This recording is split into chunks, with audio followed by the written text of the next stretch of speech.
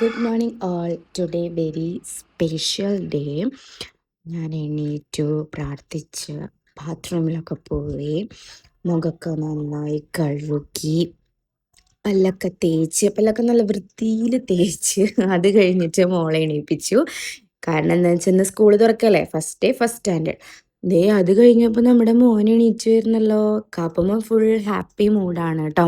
ചിരിച്ച ആൾ അച്ഛനൊക്കെ മയക്കുന്നുണ്ട്, അച്ഛന് ടാറ്റ കൊടുക്കുന്നുണ്ട് കാലത്ത് തന്നെ. അപ്പോഴേക്കും നമ്മുടെ വെണ്ണക്കുട്ടി ഹാപ്പി ആയിട്ട് എണീറ്റ് വന്നു. പല്ല് തേക്കാനൊക്കെ ഞാൻ എടുത്ത് കൊടുത്തു.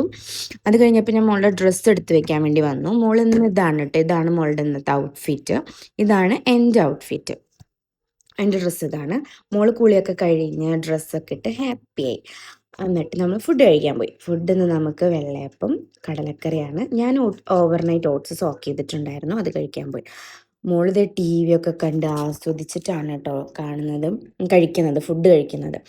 അമ്മതേ കാപ്പുമോനുള്ള ഫുഡ് ഉണ്ടാക്കിക്കൊണ്ടിരിക്കുകയാണ്.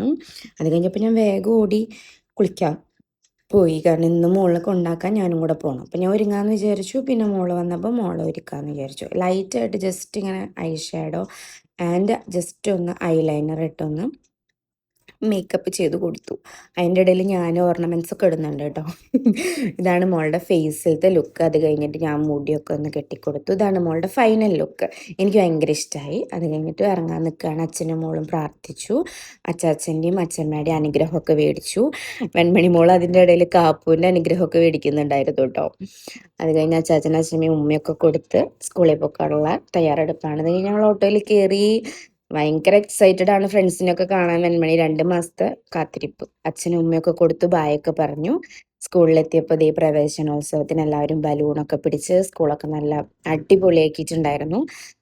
ഫസ്റ്റ് ഡി ആണ് മോളുടെ സ്റ്റാൻഡേർഡും. അപ്പം അതിലേക്കുള്ള കുട്ടികളൊക്കെ വിളിച്ചു, ക്ലാസ് റൂമിൽ കൊണ്ടിരുത്തി.